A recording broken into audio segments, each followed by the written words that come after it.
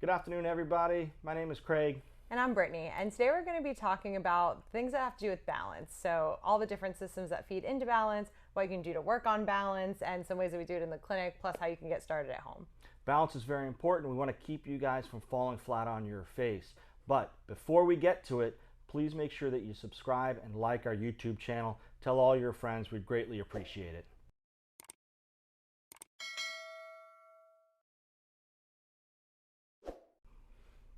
So there are three parts to balance, and we're going to go over each of those three pieces with you today. Brittany, can you tell us about the three pieces of balance? Yeah, so all these three things feed into balance. The first one is vision, so your ability to look around and kind of see where you're going to take your next step. Then you have your vestibular system, which has to do with the crystals in your ears. And then you have proprioception, which is the feeling of the ground underneath your feet. Right, so each component plays a vital role. If you stand on one foot and you close your eyes, your vision is being challenged and your proprioception is being challenged because you're on one foot. And if I bump you a little bit, we're going to challenge all three parts of that. So what we're going to try to do today is break down each individual part, and Brittany's going to go through and explain to us how we can train them each. Tell us a little bit about how vision plays into balance and things that we can do to change that. Absolutely. So vision, as we get a little older, we'll say it naturally decreases. However, there's some untruth to that because we can do some ocular motor exercises to train the lenses in the muscles in our eyes that control the lens and how we focus on the words in which we do.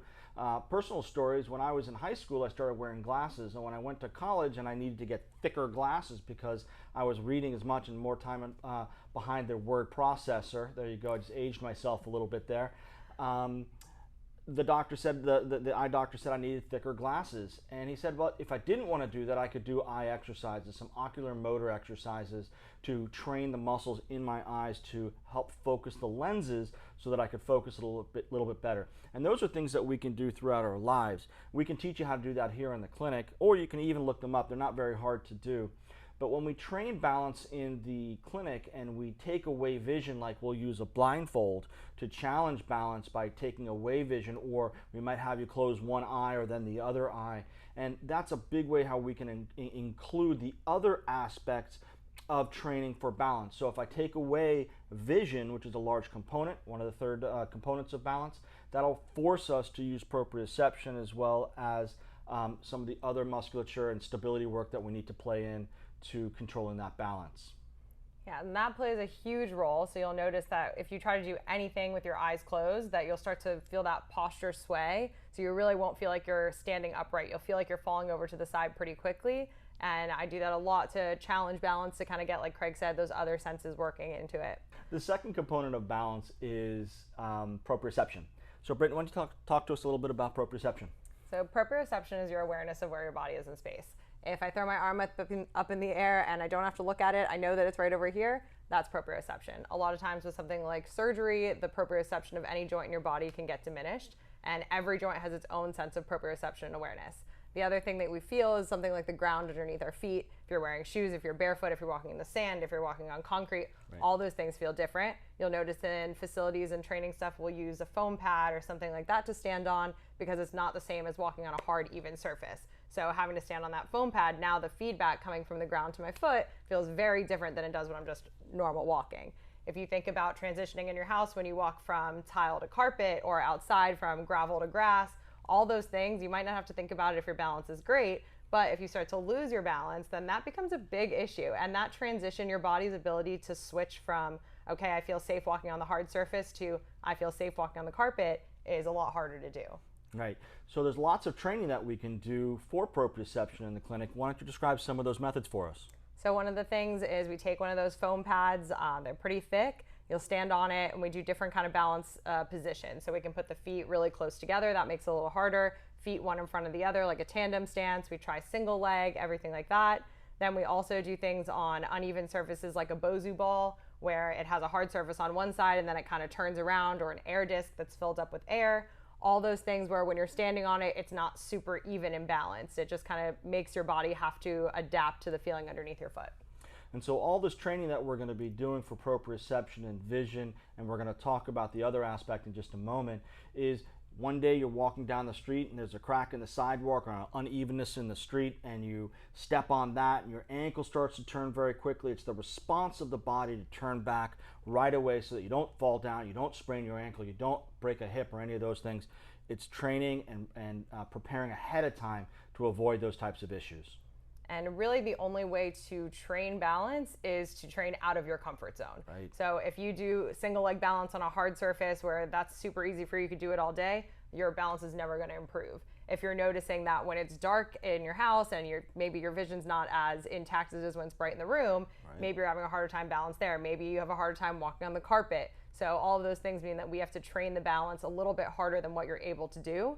When you're home, obviously safety is the biggest priority, but when you're in the clinic, then we do things that are a lot harder to manage on your own. Right. Safety first, always. And then do you want to talk a little bit about vestibular and how that fits in? So vestibular rehabilitation has a couple of components to it that we can do here in the clinic. If it is not a medical-based scenario, which would be checked out by a physician first, whether it be via scan or by a clinical exam by a physician, and let's just assume that there's the middle rung of the ear, the crystals in the ear has dropped down to the lower rung. What happens is you can get this dizziness, this vertigo type feel, and there's a maneuver called the Epley's maneuver that we can do here for you in the clinic, and it's a very easy maneuver to do, and if it's done correctly and if that is the actual cause of your symptoms, the symptoms will decrease right away. So we can do that a couple of times. We can decrease the symptoms right away and come back for a couple of visits, and usually that's it. If it is a vestibular scenario where the crystals in the middle ear have dropped down into the lower ear. There's also a possible neurological component to it. What I mean by that is where the nerves come out of the base of the skull, there could be an increased amount of pressure from whether it be an acute injury, which again, we want to make sure that we're fine and cleared by a physician first. But if there's not a clear acute injury and it's more of compression of those nerves in that area, we want to be able to let those nerves go. We can do that manually using myofascial release, suboccipital releases in that process of time under tension. And what we mean by that is holding the position for a melt of the tissue 3, 5, 7 minutes at a time to decrease that tissue. And again, if done appropriately, it can be taken care of very, very quickly. And the way that you're going to be able to differentiate where your balance issue is coming from, because all those three systems work together. Right. And if there's a deficit in one of them, either you've got to pick up the slack somewhere else, or you just have to work on that area that's limited. So if it's vision, like I said before, you'll notice things are harder for you when it's dark out.